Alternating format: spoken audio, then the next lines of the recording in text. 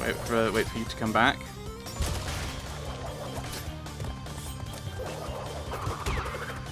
Okay.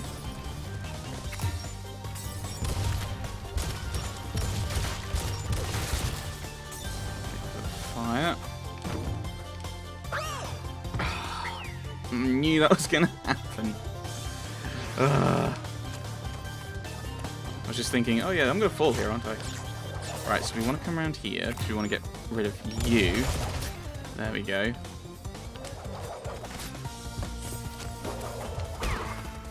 Right.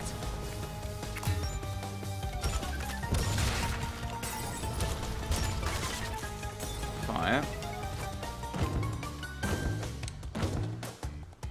Get height. Get over. Down here. Is this another... It is!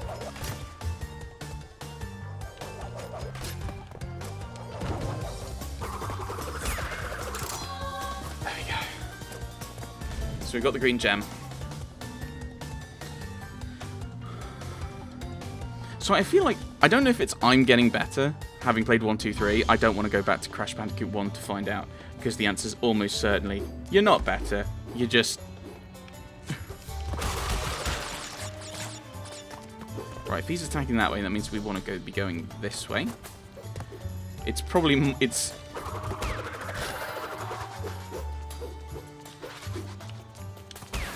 probably just more likely that the games are easier. I'm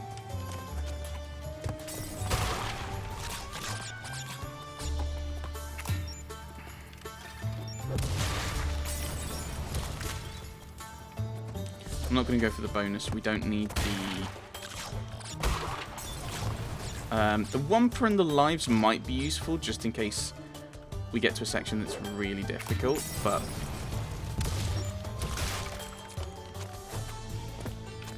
Oh yeah. Yeah, I remember this. I think the end's around here somewhere, isn't it? Ooh.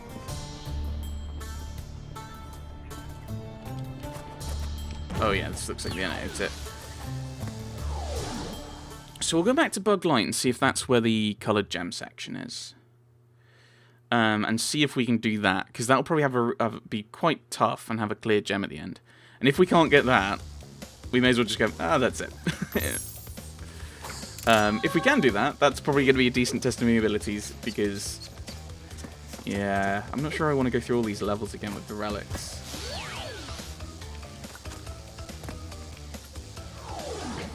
This is going to pop up now and say, unlock a new path by earning all of the coloured gems. There we go. We've got all the coloured gems, so we can unlock. We've unlocked a new path.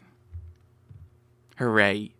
Although annoyingly, you have to have one. You get one when you get one of them.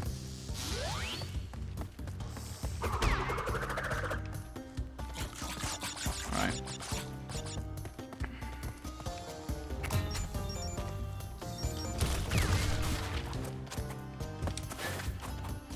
I can't remember where that comes in. Is that before or after we get our first light?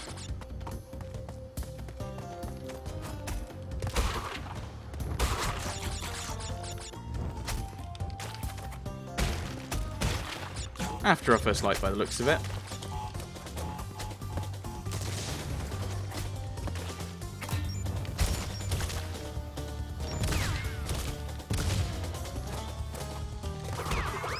Oops.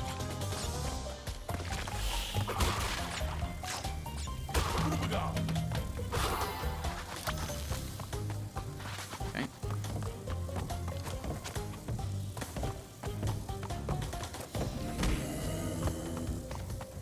We'll just hop through. And we get a cool sound. There we go. Signifying that that light's ended.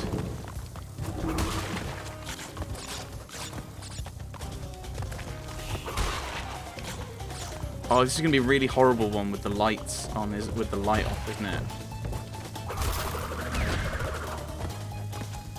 With the lights off. There we go. Blue gem. So this light has disappeared. That's fine.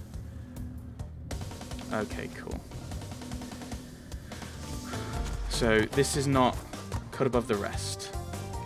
Right. Okay. You can't just slide through.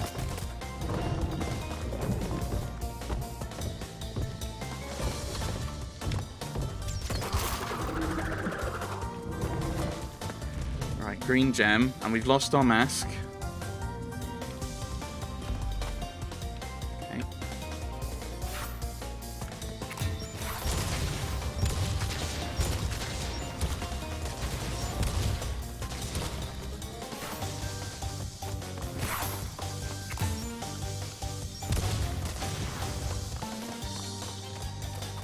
Thunk. All the way. So, scout around the edge. Okay. Not too bad, not too bad. I was terrified. I was thinking this might be a lot harder. Beginning, then again, I was also thinking we might have some checkpoints.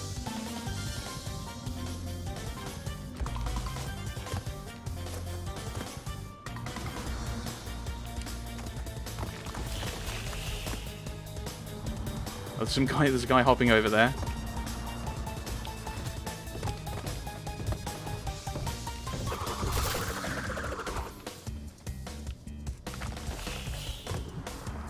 Okay, there we go. Yellow. So we haven't done the red one yet. We haven't hit the red gem yet. So there's going to be a section after this section.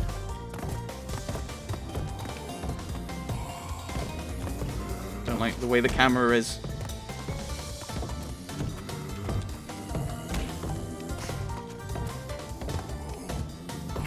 Shoot you. Yes, okay. That's slightly easier. Here we go, red gem. Okay, so this... Okay. This was surprisingly easy, I would say. This is where there's like a secret boss. And, okay, yeah, clear gem.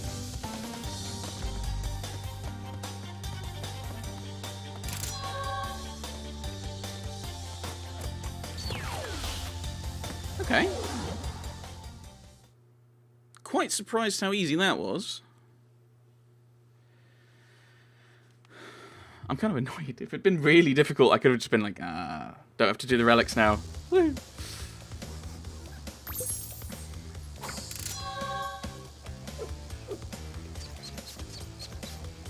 I've got to think if I'm actually going to do the relics, though. Because I actually kind of like that. That's a nice little... conclusion. We've got all of the coloured gems. We've used them to get the special clear gem at the end. 60% is probably better than the other two. the other two Crash games. And I think the relics are just going to be more and more of the same. Like just playing the level over and over again. And to be honest, although I kind of wanted to 100% it, I feel like I've already beaten the game. Like, I've beaten Cortex, I've got all the coloured gems, which I think we may have done in Crash 2. Did we do that? I don't even know if we did that in Crash 2, actually. We definitely didn't do it in Crash 1, because you couldn't die on the level. And I kind of feel like we've actually... I know there's still 27 clear gems to do, and there's loads we've missed, but I think getting the coloured gems and doing that, I feel a sense of completion to myself. And I think because I've not 100%'d the others, that might be why I don't mind not having 100%'d Crash. Especially I know I'm going to struggle with the relics. And to 100% it, apparently you need to get all of them. You need to get all of them as gold. And I think we've already got 3 sapphires. We've already failed on that. So I don't think we are going to 100% it just because we're not going to be able to get all of the time trial relics. Yeah. I think this is where I'm going to stop. So, is there a way to play the credits from here? I don't think so. So we'll save, and then we'll play the credits.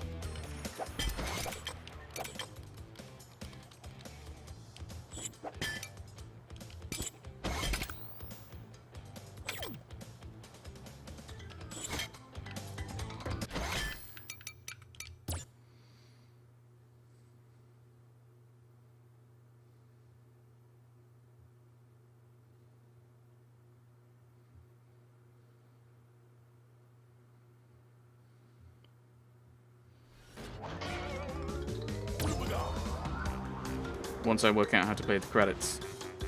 Do I have to go to Bandic? Credits. So, yes, there we go. Crash Bandicoot Warped. Always has been my favourite of the three. Probably because it's more my skill level and I can actually do it. From the little bit I've played of the other games, it was always my favourite. And here it's my favourite. I think I like the time travel aspect. I think that helps it explain the different themes a bit better. Whereas they just don't necessarily fit as necessarily well, certainly in 2. In 1, they're kind of explained, and it does make sense that earlier levels are more likely to be a certain theme, and later levels are more likely to be a different theme as you move from island to island and area to area.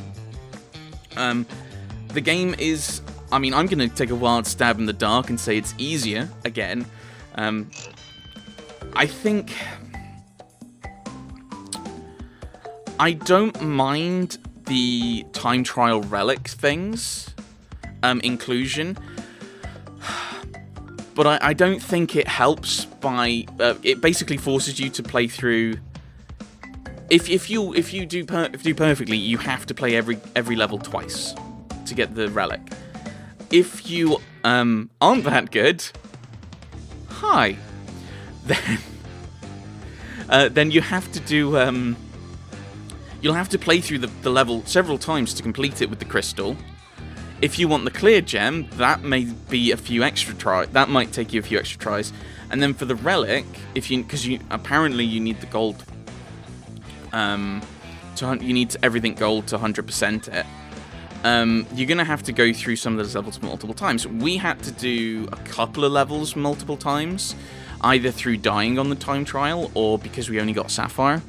Because we didn't get anything. There were 3 that we got Sapphire on that we would have had to have gone back to. So I'm not a fan of the time trials. I'm not a fan of requiring them for 100%. If you just went, here are some extra challenges, some extra speed runs, an extra challenge if you like this kind of speedrunny type thing. Here it is. Crash 3 does give you special abilities.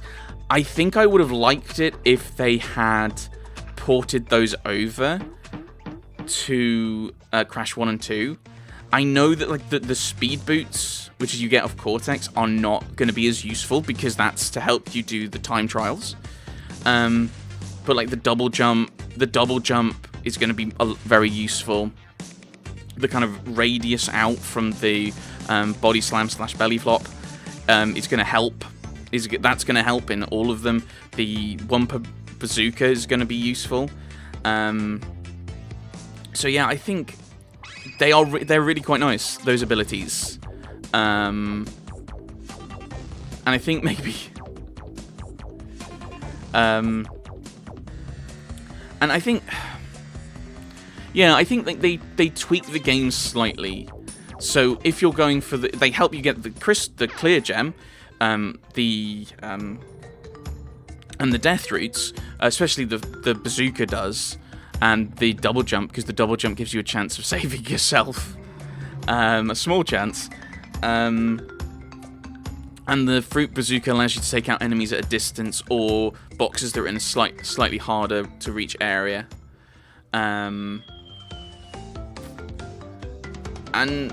But on the other hand, the speed boots help you with time trials, so they're useful in different situations and for different things. Speaking of clear gems, I'm flashing back to, I can't remember which one it was. I think was it Boneyard? It may have been Boneyard, where the clear gem was on the top. I think they should have moved that down. Because if you're running from, oh, there's a Triceratops behind me, I'm trying to keep an eye out for hazards. Oh, I'm about to escape.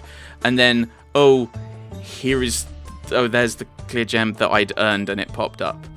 Yeah, I could see me multiple times messing that up and not picking that up.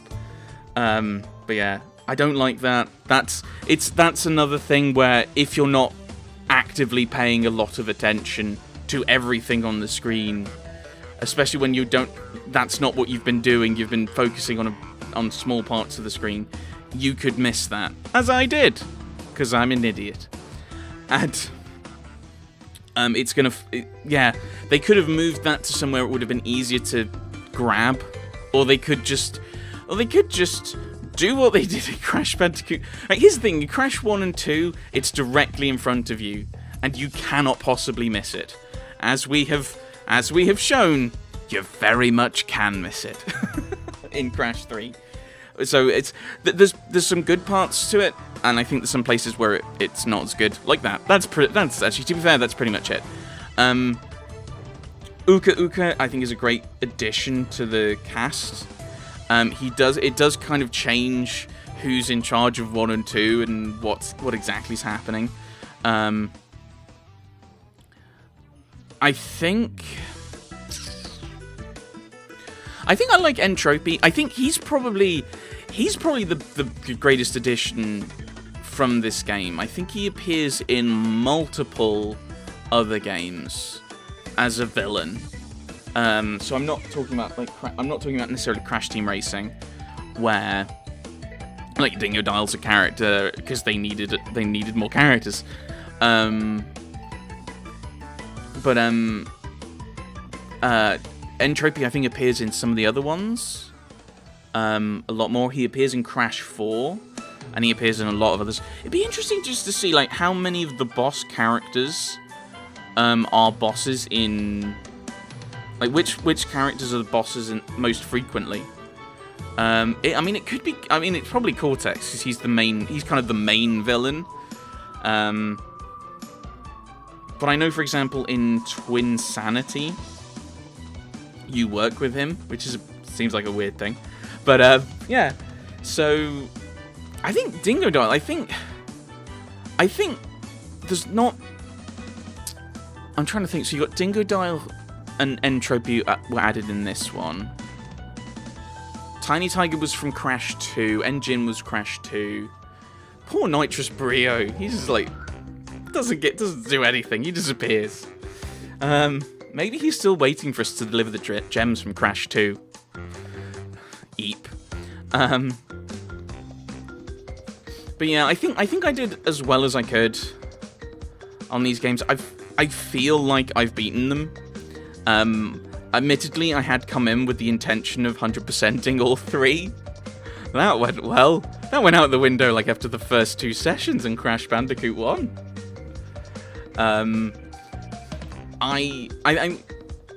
So let's talk about the trilogy as a whole. The Insane trilogy. I think it's really well done.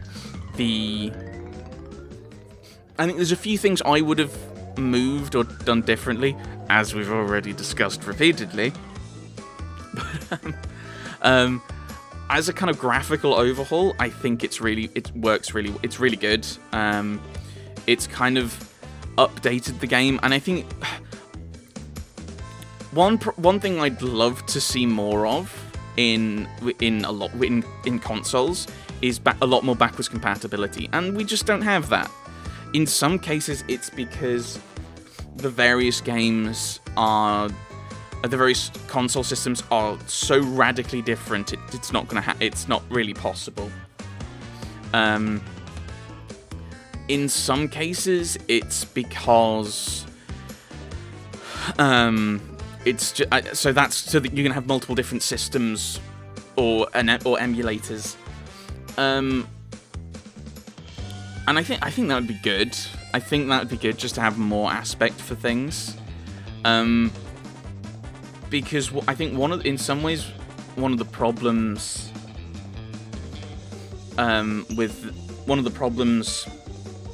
with this is we kind of need games like this so that people can access some of these some of these great old games that are no longer really readily available or easily available because of the lack of backwards compatibility.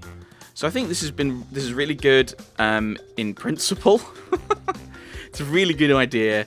I think it's been well done graphically. And yeah, Crash Bandicoot Warped is my favourite of the three. So, there we go. Now I've just got to think about what games are going to be in the poll for Patreon.